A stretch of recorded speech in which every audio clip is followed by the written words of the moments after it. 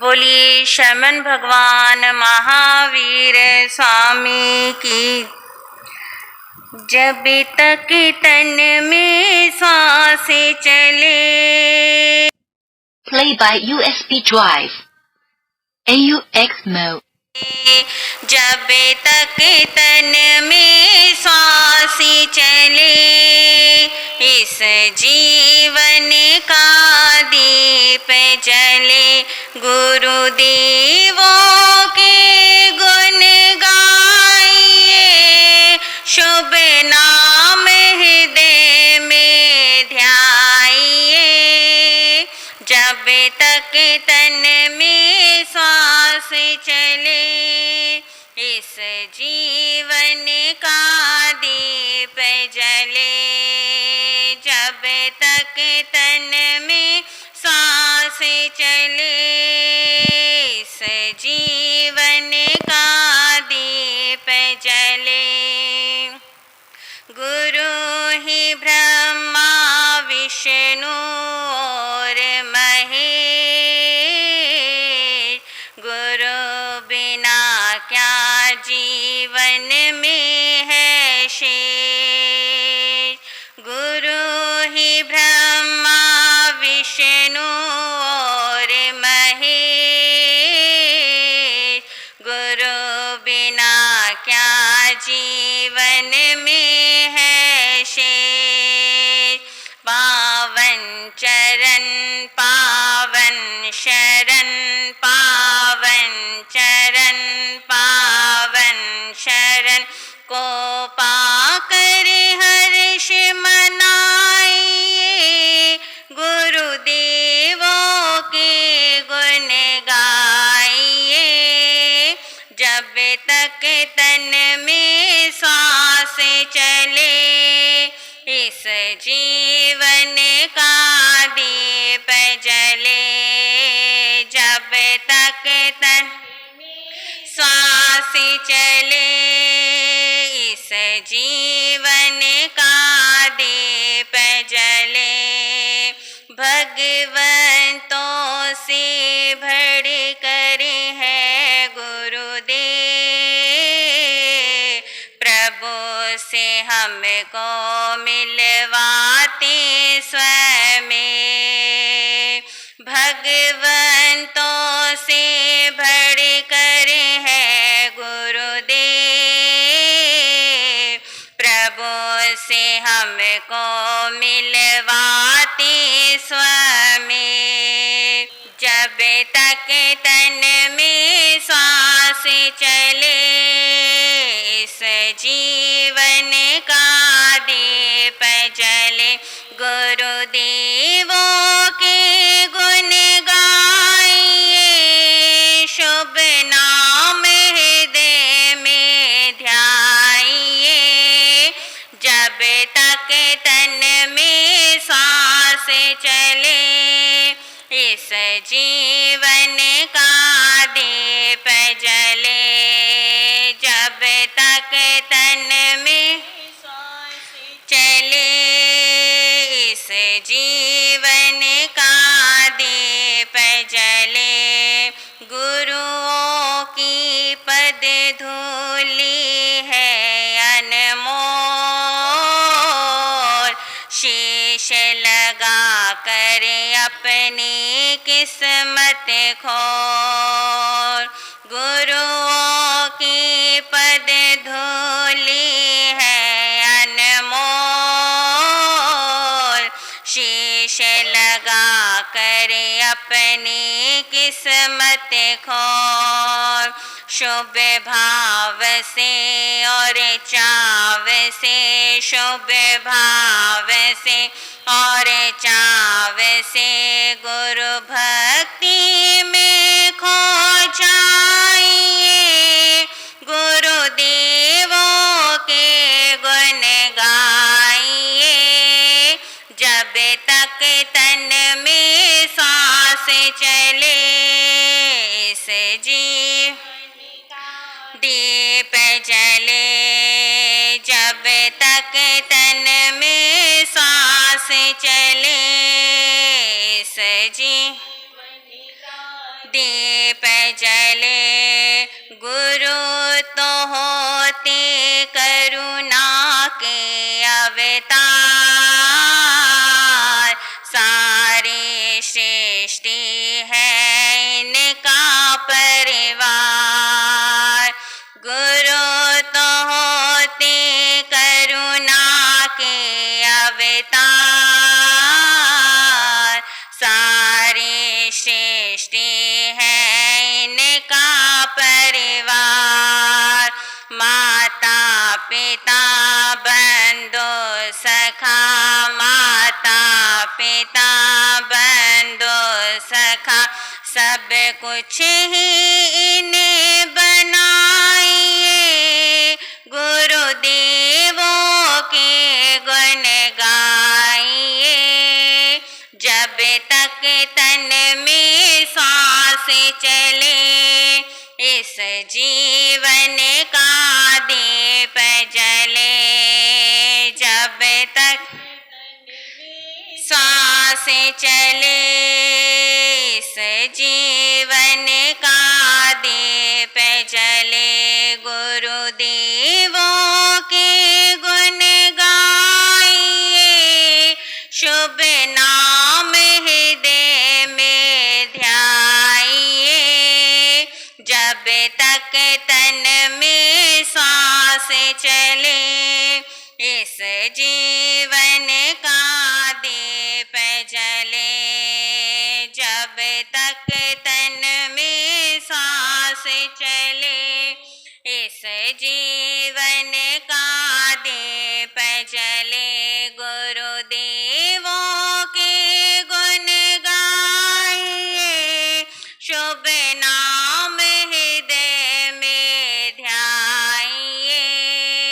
जब तक तन में सांस चले, इस जीवन का दीप जले। जब तक तन में सांस चले, इस जीवन का दीप जले। अहिंसा संयम तवो देवा वेतन मंगसंति। जैसे धम्मे संयमणो।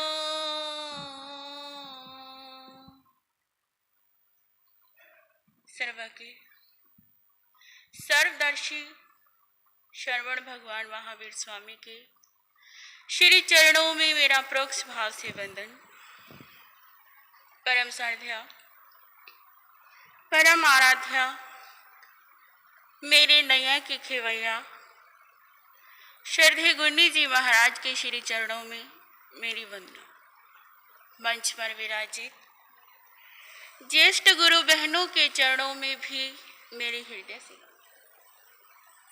उपस्थित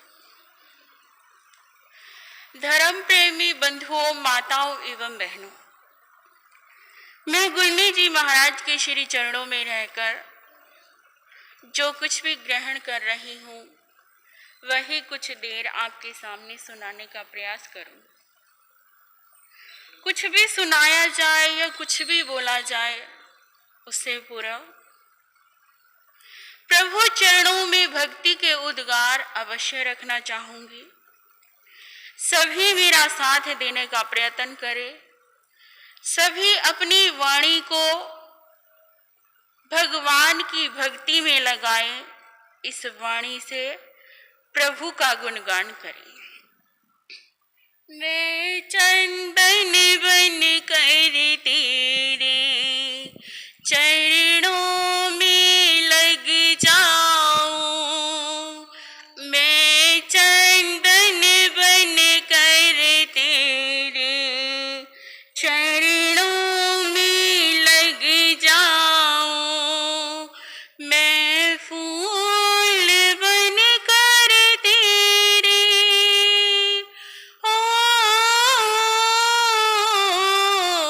मैं फूल बन कर तेरे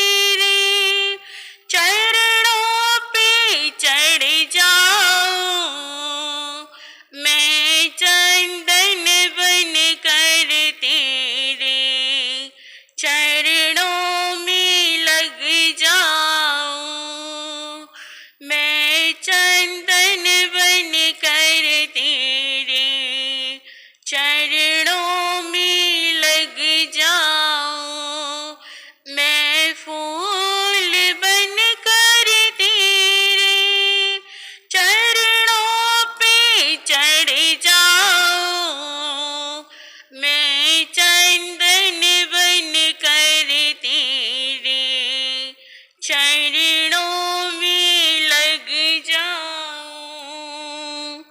लागे तेरी सूरत प्यारी, लागे तेरी सूरत प्यारी, तेरे दर्शन को जाऊं बलिहारी, तेरे दर्शन को जाऊं बलिहारी, मैं गीत गा कर तेरी ओ, मैं गीत गा कर तेरी भक्ति में रम जाऊं, मैं चंदन बन कर तेरे चरणों में लग जाऊं, मैं चंदन बन कर तेरे चरणों में लग जाऊं, मैं फूल बन कर तेरे चरणों पे चढ़ जाऊं, मैं चंदन बन कर तेरे चरणों में लग जाऊं। उपस्थित श्रद्धालु आत्मा,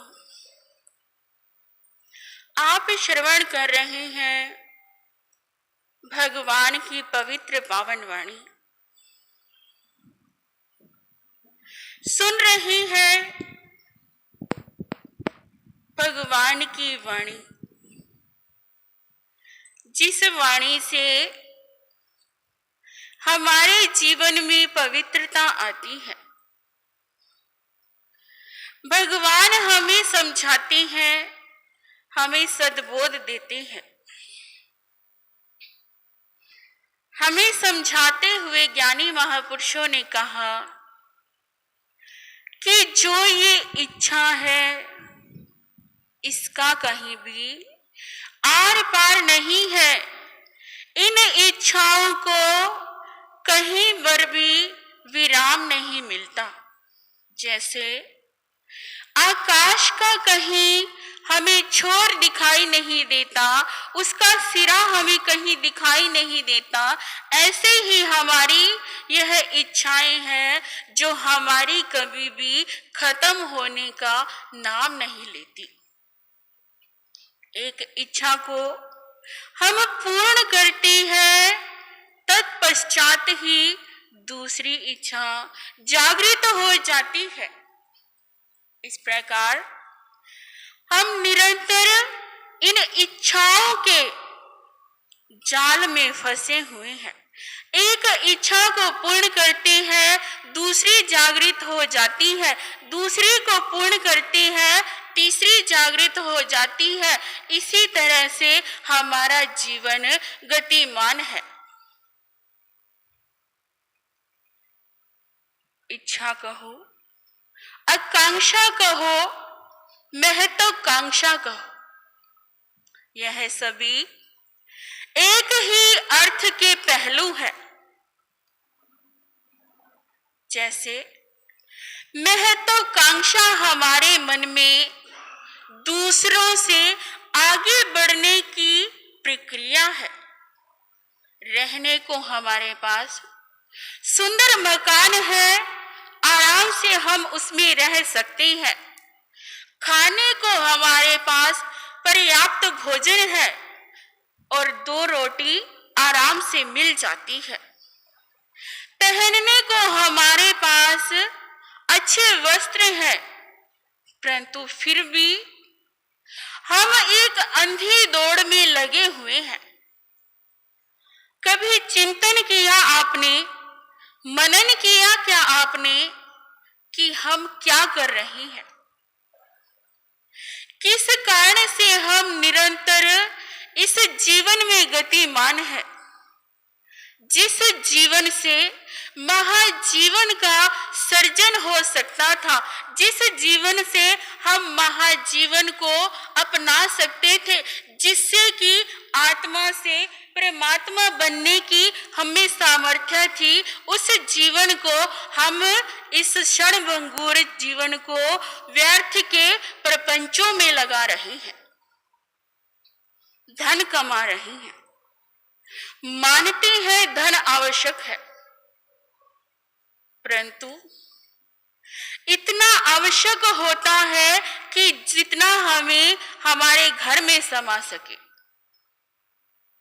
हम पेट की चिंता करें, पेटे की नहीं करें।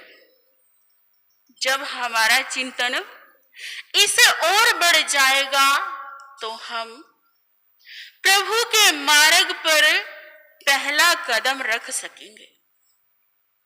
जब हम अपनी इच्छाओं का निरोध कर लेंगे, उन इच्छाओं को रोक लेंगे, तभी हम भगवान के मार्ग पर अपना पहला कदम रखने का प्रयास कर पाएंगे। यह इच्छाएं संसार में व्यक्तियों को घुमा रही है। जैसे व्यक्ति दिन रात दौड़ता है, फिर भी उसे कुछ भी हासिल नहीं हो पाता और यह जीवन पूर्ण हो जाता है, ऐसे ही हम अपना जीवन संसार के कार्यों में लगा रही हैं और यह जीवन पूर्ण होता जा रहा है। ये जो श्वासें हैं वह पूर्ण होती जा रही है। सिकंदर के जीवन काल की घटना, अंतिम क्षणों में वह मृत्यु शैया पर लेटा हुआ है। वैद्य हकीमों ने उसे जवाब दे दिया कि अब उसका जीवन ज्यादा समय का नहीं है, कुछ ही क्षणों में वह मृत्यु को प्राप्त हो जाएगा। सर्व विजेता, संसार को जीतने का जिसने सपन देखा था, संसार में अपना राज्य स्थापित करने का जिसने सपन देखा था, वह भी अपनी इच्छा को बीच में ही छोड़कर जा रहा है। जब उसने यह सुना, चिंतन करने लगा कि मैं अपने साथ अपनी पत्नी को ले जाता हूं। अनेक मेरी बेगमें हैं, अनेक मेरी पत्नियां हैं, कोई तो मेरे साथ चलने के लिए तैयार होगी। परंतु जब उसने पूछा तो सारी बेगमों ने जवाब दे दिया। उल्टा उसे समझाते हुए कहा कि हम आपके इसी जन्म के साथी हैं, अगले जन्म के नहीं। वहां पर किसी को साथ नहीं ले जाया जा सकता। फिर उसने सोचा कि मैंने इतनी धन संपत्ति एकत्रित की है, इकट्ठी की है, उसे ही अपने साथ ले जाने का प्रयत्न करता हूं। तो उसने लक्ष्मी को आज्ञा दी कि वो मेरे साथ चले। मैं आपसे पूछ लूं, क्या लक्ष्मी उसके साथ जाएगी? तो एक ही उत्तर आता है कि लक्ष्मी ने भी उसको जवाब दे दिया। उसने सोचा कि ये जो बड़े बड़े वैद्य हकीम मेरे पास आए हुए हैं, इनसे ही मैं कुछ सांसें मांग लूं, कुछ जीवन मांग लूं कि शायद मेरा जीवन और बच जाए। कोई ऐसा प्रयत्न करे, कोई ऐसी युक्ति निकाले जिससे कि मेरा जीवन बच जाए और मैं संसार में सर्व विजेता बन जाऊं। जो मेरा ये भारत को जीतने का सपना है वह पूर्ण हो जाए। परंतु क्या यह इच्छा उसकी पूर्ण हुई? तो हमारे पास एक ही आंसर आएगा कि वह खाली हाथ इस संसार से गया, खाली हाथ आया और खाली हाथ ही इस संसार से जाता है। किसी ने कहा भी है, तोता चश्मी देखकर और टकासा सुन जवाब, रो पड़ा शाही सिकंदर, हाय मैं तन्हा चला। जब उसने देखा कि सभी ने मुझे जवाब दे दिया है, कोई मेरे साथ जाने को तत्पर नहीं है, तो उसने संसार को एक सीख देनी चाहिए। उसने अपने वजीरों से कहा कि जब मेरी अर्थी निकाली जाएगी, मेरी शोभा यात्रा निकाली जाएगी, तो उससे मेरे हाथ बाहर की तरफ निकाल देना, सारी दुनिया देख सके कि जो संसार को जीतने का सपना लिए सिकंदर इस भारत में आया था, वह भी इस संसार से खाली हाथ जा रहा है। यह हमें समझाने के लिए ज्ञानी पुरुषों ने एक उदाहरण दिया है, जिससे कि हम अपने जीवन में इन बातों को ग्रहण करें। जब हम अपनी इच्छाओं का दमन करते हैं, इन इच्छाओं को रोकते हैं, इस महत्वाकांक्षा को रोकते हैं, तब ही हमारा जीवन प्रगति की तरफ जाता है। जिस जीवन से हम महाजीवन का सर्जन कर सकते हैं, आत्मा से परमात्मा की ओर ले जा सकते हैं, मोह से मोहन बन सकते हैं, उस जीवन की सार्थकता को हमें जानना है। अगर हम इस जीवन के विषय में जानेंगे, इस जीवन की क्षण भंगुरता के विषय में जानेंगे कि जैसे इस जीवन का एक मर्यादित समय होता है, जैसे हमारा आयुष कर्म है, इसे जेल में कैदी के उपमा दी गई है। जैसे कैदी को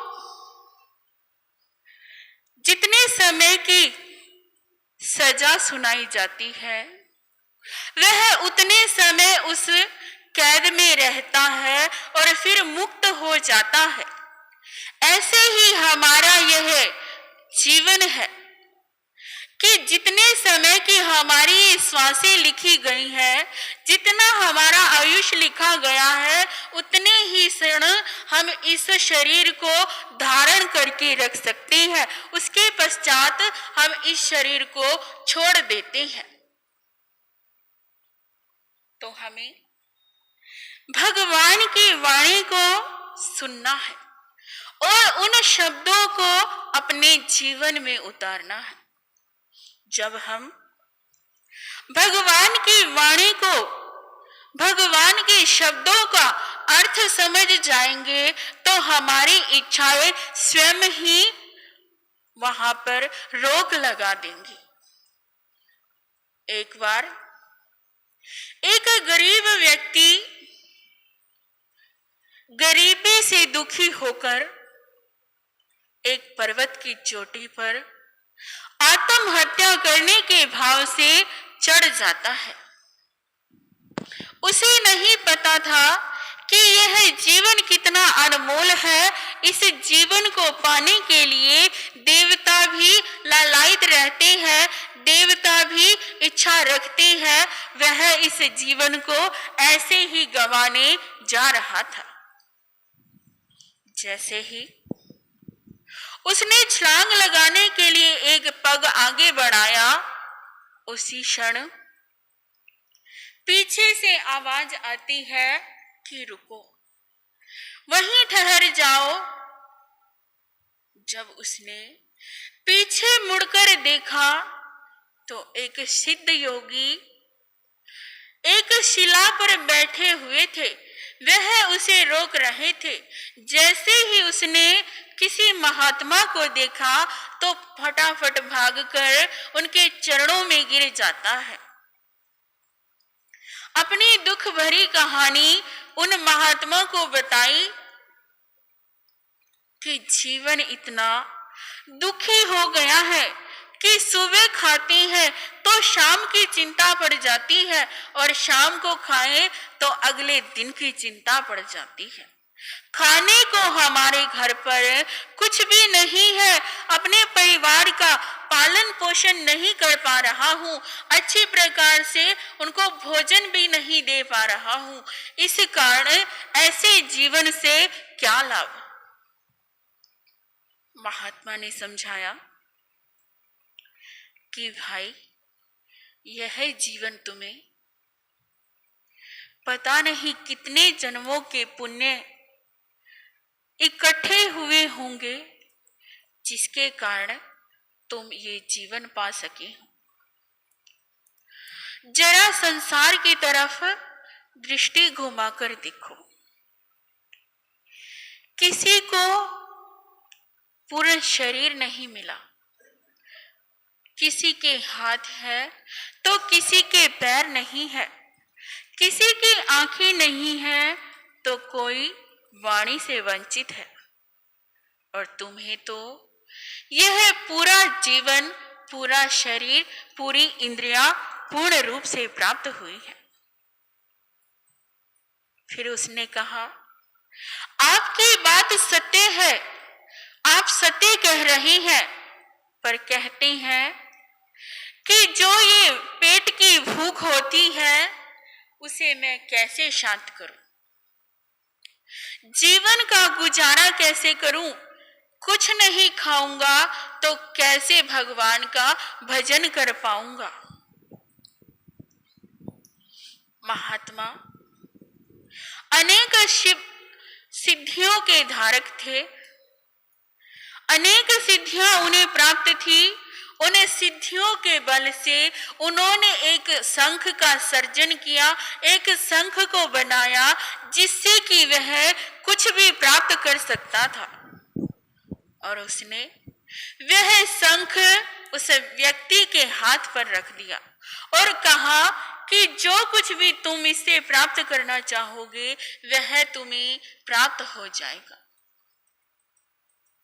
अब उसने उस शंख को देखा और वहीं पर उस शंख को बजाया और उस शंख से 100 स्वर्ण मुद्राएं मांगी। जैसे ही उसने सोने की मोहरें मांगी, उसी क्षण उसके हाथ पर एक पोटली रखी जाती है जिसमें सोने की मोहरें भरी हुई थी। वह व्यक्ति शंख को लेकर बड़ा ही खुश हो रहा है। प्रसन्नता के मारे उसे कुछ भी सूझ नहीं रहा। महात्मा को हाथ जोड़े और वापस अपने घर की ओर पहुंच जाता है। रास्ते में उसको रात्रि हो जाती है, जिसके कारण वह एक अन्य महात्मा की कुटिया में ठहर जाता है। उसने सोचा कि रात अधिक होने के कारण आज यहीं पर रुक जाता हूँ, वन का मार्ग है, पता नहीं कोई वन का पशु मिल गया तो उससे जीवन भी नष्ट हो सकता है। तो उसने उस महात्मा के पास अपनी रात बितानी चाहिए। वह महात्मा नाम के महात्मा थे। उनके पास भी एक आधी अधूरी तपस्या के कारण शंख उन्हें भी प्राप्त हुआ था, जिससे कि वह गणित में ही आगे बढ़ सकता था। वह व्यक्ति उस महात्मा के पास रुका, अपने शंख के बारे में बात बताई कि मैं इससे जो भी मांगता हूं वही मुझे मिल सकता है। अब महात्मा ने सुना उसे पहले से ही प्राप्त पता था कि जो ऊपर सिद्ध योगी रहते हैं उन्हें अनेक लब्धियां प्राप्त है। उनके पास एक ऐसा महाशंख है जिससे कि जो भी प्राप्त किया जा सकता है। तो वह सोचता था किस प्रकार उस शंख को प्राप्त किया जाए। अब जैसे ही वह व्यक्ति उस शंख को लेकर उस महात्मा के पास आया तो उसने सोचा कि किसी युक्ति से इस शंख को मैं प्राप्त कर लूं। उसने उस व्यक्ति से कहा कि तुम्हारा शंख तो सिर्फ जितना मांगते हो उतना ही प्राप्त हो सकता है। मेरे महाशंख में इतनी शक्ति है कि तुम जितना मांगोगे उससे 2 गुना तुम्हें प्राप्त होगा। उसने भी बजाकर उसे दिखाया तो वह देखकर जैसे ही देखता है वह शंख उसे बोलता है कि 100 क्या तुम 200 स्वर्ण मुद्राएं ले लो। अब जैसे ही उस गरीब व्यक्ति ने यह सुना तो सोचने लगा कि यह तो सचमुच बहुत शक्तिशाली महाशंख है, जो जितना मांगते हैं उससे अधिक मिलता है। वहीं पर उसकी महत्वाकांक्षा फलवती हुई, उसकी महत्वाकांक्षा जागृत हुई कि एक से ज्यादा अधिक का लाभ उसके मन में इच्छा बनकर जागा। उसने विनय की, अनुनय विनय की कि किसी प्रकार से वह शंख मुझे दे दो, मैं आपको अपना शंख दे देता हूं। वह महात्मा तो तैयार ही बैठे थे। उन्होंने शंख बदला और रात्रि में ही वहां से चले जाते हैं। वह व्यक्ति भी खुश होता हुआ अपने गांव पहुंचा।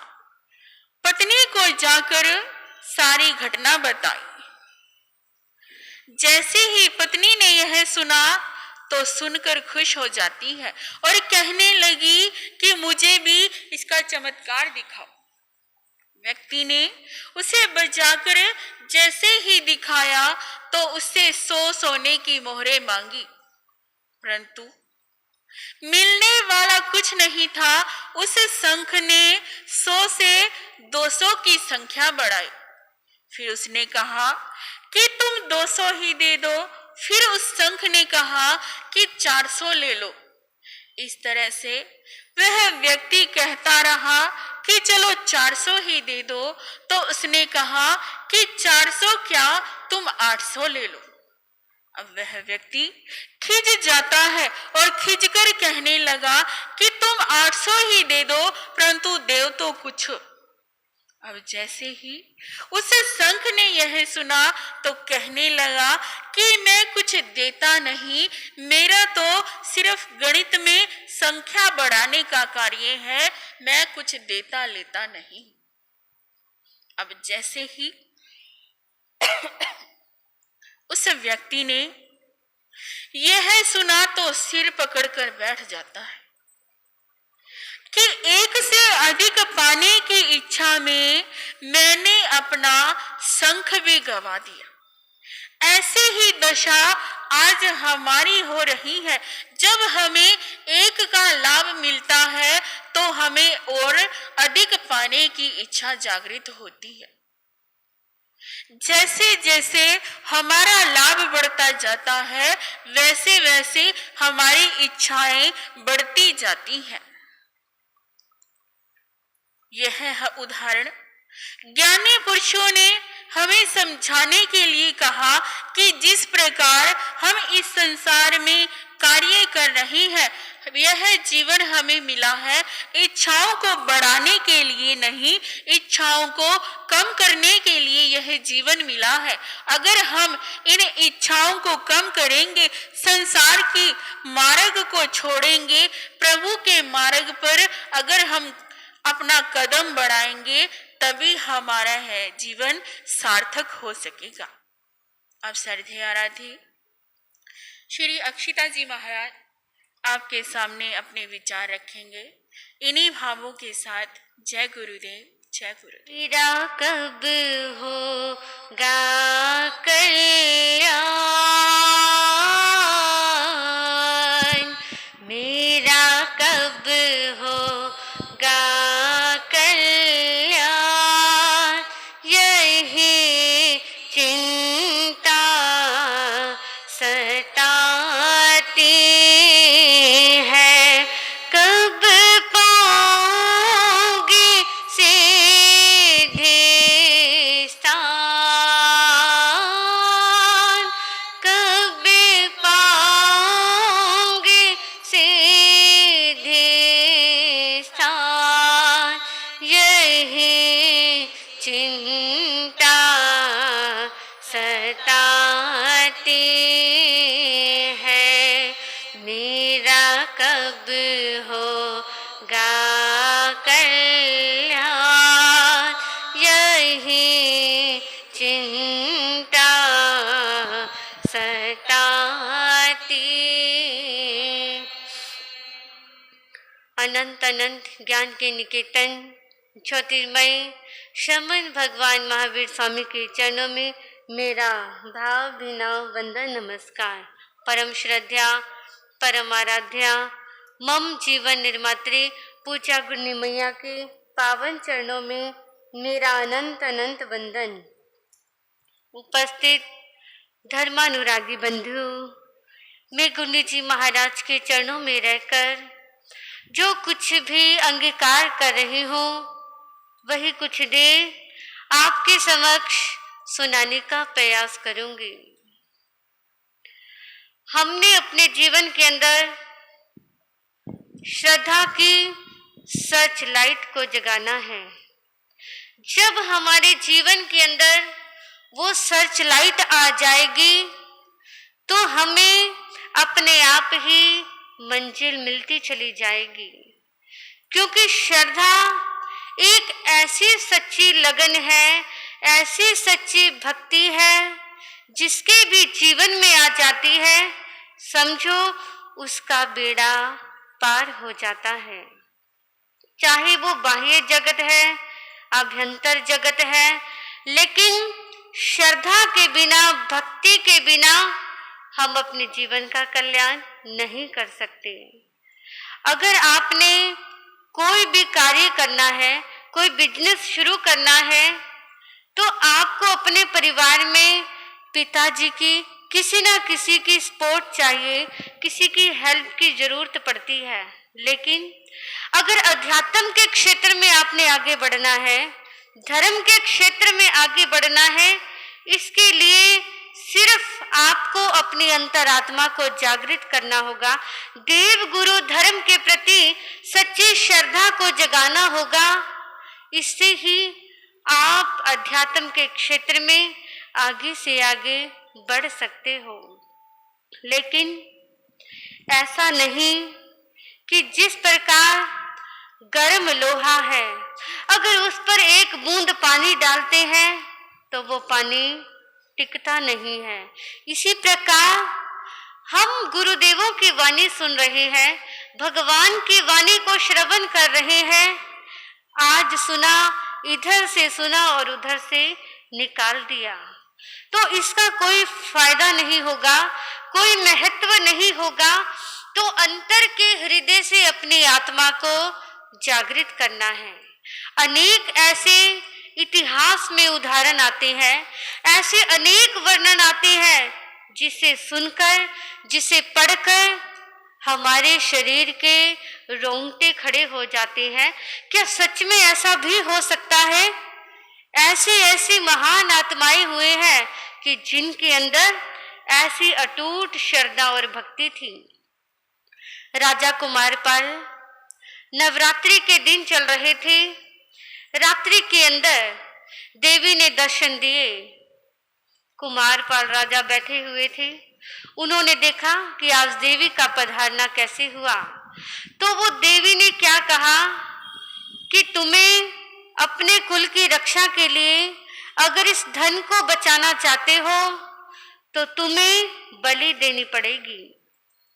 राजा कुमारपाल ने सुना, सुनकर के क्या कहने लगे कि बलि देनी पड़ेगी। मैं तो भगवान महावीर का उपासक हूँ, अहिंसा व्रत को मैंने धारण किया हुआ है, लेकिन मैं ये बलि कभी नहीं दे सकता। तो देवी ने कहा कि जे यो तुम राज्य के महलों में घूम रहे हो, राज के सुख भोग रहे हो, ये धन ये संपत्ति थोड़ी ही देर में सब समाप्त हो जाएगी। अगर इसे बचाना चाहते हो, धन की रक्षा करना चाहते हो, तो तुम्हें बलि देनी ही पड़ेगी। लेकिन उन्होंने क्या कहा कि ये धन तो आनी जानी चीज है, लक्ष्मी आज मेरे पास है और कल को किसी और के पास होगी, लेकिन मेरी अंतर आत्मा का जो धर्म है, प्रभु वीर का जो ये जिन शासन है जिसे मैंने अपनाया हुआ है, मैं इस धर्म को कभी भी नहीं त्याग सकता।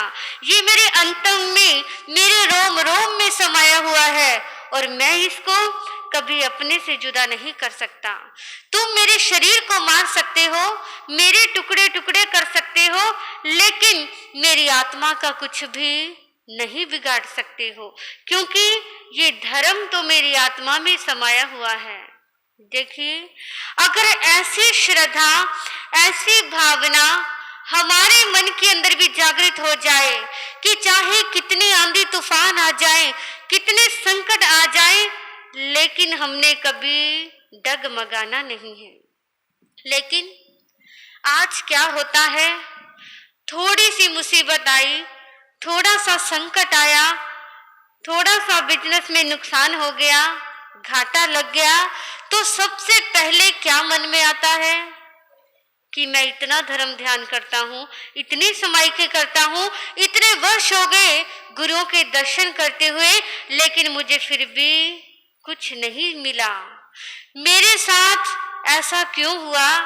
लेकिन व्यक्ति ये भूल जाता है कि मैंने कितने जन्म और मरण कर लिए और इन जन्म और मरणों में मैंने क्या क्या नहीं किया, किसका बुरा नहीं किया, किसके बारे में बुरा चिंतन नहीं किया और इस जीवा से किसको बुरा नहीं कहा।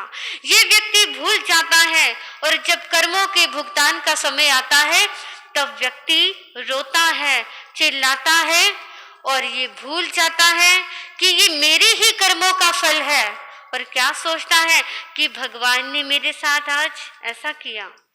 लेकिन बंधुओं, भगवान ना किसी को सुख देते हैं और ना किसी को दुख देते हैं।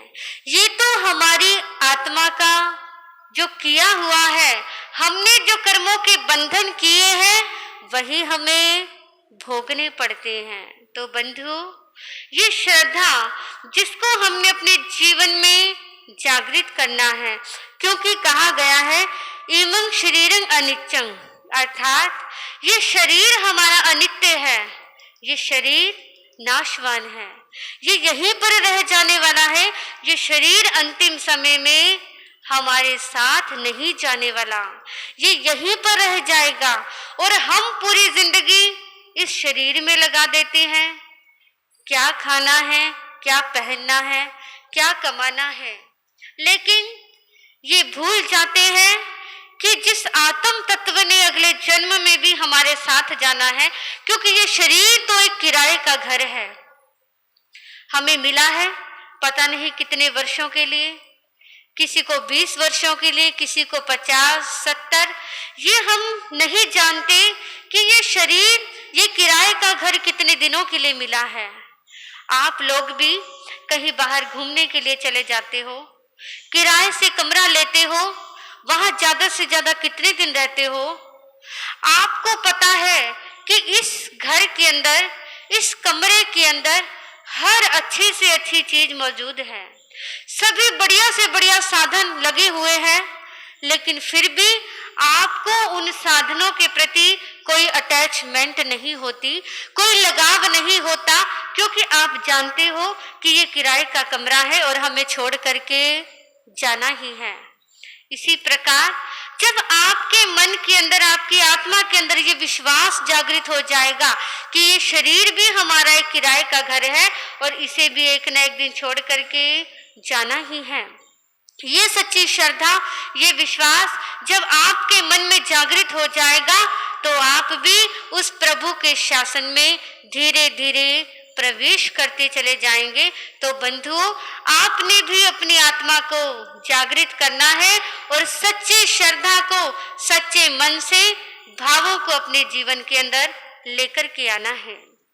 तो हमारी बहन तपस्विनी श्रीमती पतासो देवी जी, जिन्होंने अपने जीवन को तपस्या के अंदर लगाया हुआ है, आज इनका 28 तप संपूर्ण होने जा रहा है।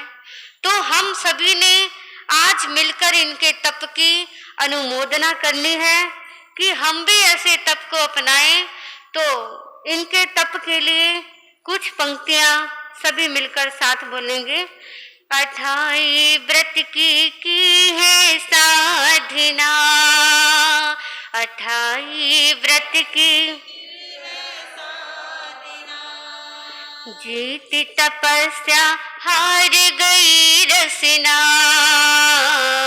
जीती तपस्या हार गई रसना। मौसम ने रंग बदले, काया ने ढंग बदले, छोड़ी नहीं धारणा, क्योंकि 28 व्रत की है साधना, 28 व्रत की है साधना। बड़ी मुश्किल से अवसर आते हैं, बड़ी मुश्किल से विषयों के दल से उठ जाते हैं, विषयों के दल से उठ जाते हैं। कर्मों को काटा है, विषयों को बांटा है, की है सच्ची साधना, क्योंकि 28 व्रत की है साधना, 28 व्रत की तप की महिमा जिसने जानी है, तप की महिमा जिसने जानी है, तन की नश्वरता पहचानी है, तन की नश्वरता पहचानी है। मन को जगाया है, तन को तपाया है, लगी प्रभु से लगन, क्योंकि 28 व्रत की है साधना, 28 व्रत की पतासु बहन ने जोर लगाया है, पतासु बहन ने जोर लगाया है, इस मौसम में तप सुहाया है, इस मौसम में तप सुहाया है। गुरुओं का शरणा है, तप को ही वरना है, पाए मनोरम छटा, क्योंकि 28 व्रत की है साधना, 28 व्रत की है साधना। जीती तपस्या हार गई रसना, जीती तपस्या हार गई।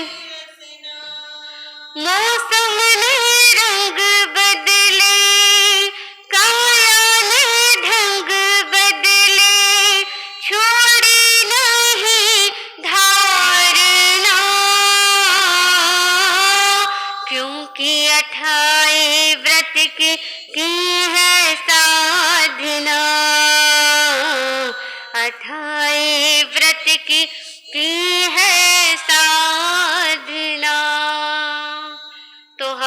इस बहन के तप की बहुत बहुत अनुमोदना करते हैं कि ऐसे ही तप के क्षेत्र में आगे से आगे बढ़ते रहे।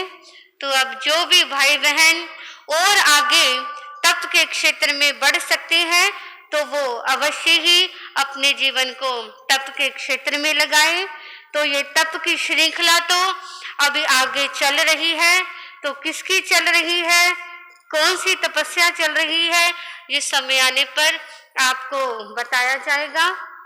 तो इसी के साथ साथ प्रतिदिन नवकार महामंत्र का जाप आपके क्षेत्र में 12 घंटे का चल रहा है। तो आज के जाप का लाभ ले रहे हैं प्रधान श्री रामविलास जी जैन। आज इनके परिवार की ओर से घर पर ही 12 घंटे का नवकार महामंत्र का जाप है। और कल के जाप का लाभ ले रहे हैं श्री खजांची जैन। कल इनकी ओर से नवकार महामंत्र का जाप होगा। और आज के आइंबिल का लाभ ले रहे हैं प्रधान श्री रामविलास जी जैन। तो इनके परिवार की ओर से ही आज आइंबिल है।